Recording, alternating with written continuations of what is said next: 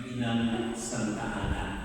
Kaya po, ating dapat susuliin na sinasamahan natin sa Santa Ana ngayon sa pagdadalang tao niya para kay Inang Maria.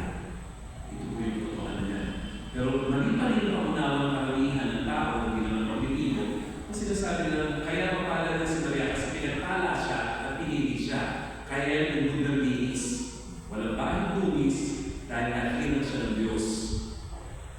Tama yun, pero kalahati lang yung katotohanan. Ito yung kalahati ng katotohanan.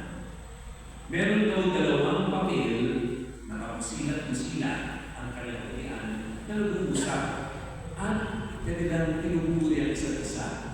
Ang ganda-ganda mo, sabi ni Snow White. At ang tulungan ni Lily White, ikaw rin kaputi at pusilat. Salamat ka lang ang kaputi tayo ng dalawa. Pagtingin ka na sa libad ng pinto, meron dumarating na pintor, dala-dala kayong brosa at pang-sulat. At nakita nilang dalawa, kinabahan sila at ang sabi ni Snow White, nakikita rin na nakita ko. Sagot ni Lily White ko, mukhang merong magsusulat sa atin. Ang tumugan na naman si Snow White, naku, parang ayaw ko yata, masama ang tingin ko dyan sa pintor na yan at magdudungis ang aking pusilatan. Parang ayaw ko magpahawak sa kanya.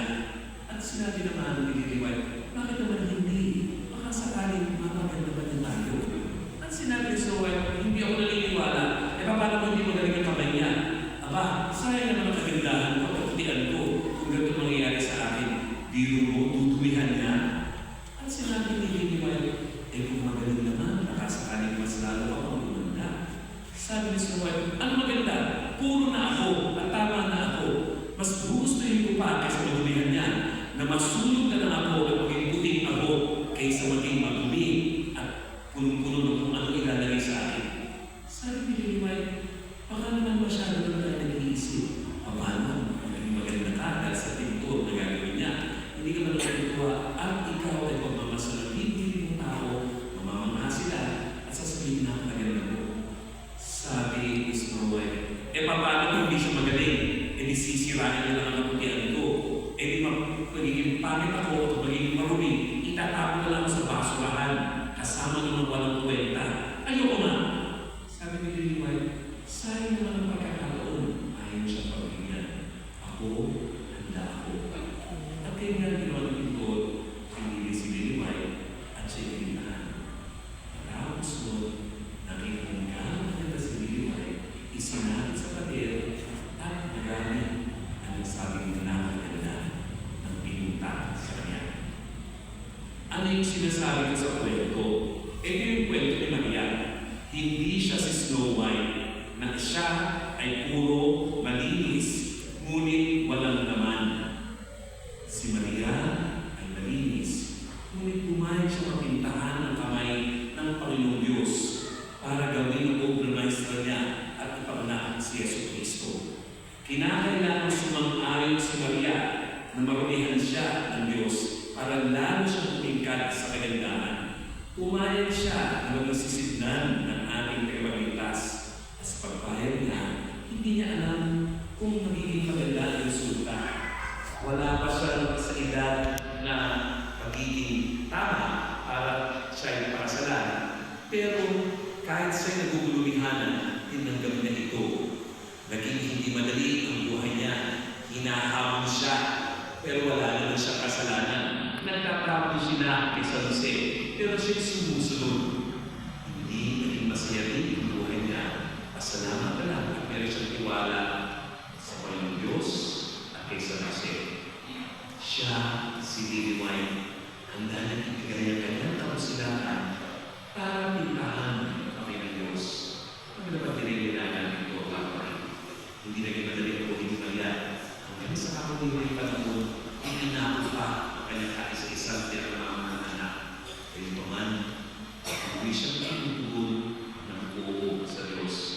Siya ay mayroong pagkakataon humanggi sa Panginoon. Ngunit sa buong kalayaan sa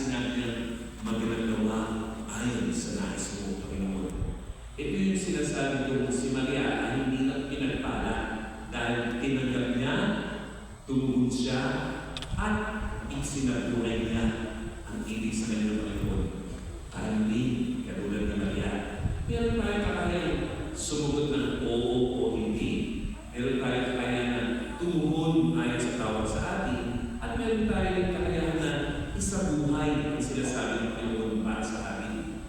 Pero ilan sa atin ang handang magsabi ng oo, Panginoon, kahit na hindi natin nauunawaan ang gusto niya para sa atin. Kahit na natatakot tayong baka hindi maganda ang resulta sa buhay natin. Kahit na alam natin mapapahamak tayo na maraming magagalit sa atin. Pero hindi ako ng oo sa Panginoon. Ito si Maria, ang ating ina na pinagpili mo ngayon. Maraming salamat sa iyong pagdalo sa ating misa sapagkat ipinapakita natin si Maria ang ating halimbawa at modelo ng buhay natin dito sa lupa. Halinawa, hindi manatili sa isang pag-iisip lang at pangako ang buhay na binigay sa atin ni Maria. Kundi ito'y halimbawa kung paano tayo tumutugon, paano tayo gagalaw, at tayo na isa sa buhay ang ibinibigay sa atin ng Panginoon sa kabila na magiging handang ito para sa ating kinabukasan. Magiging natin sa ating sarili. Malaki ang tiwala ko sa Diyos. Naniniwala ko kay Maria.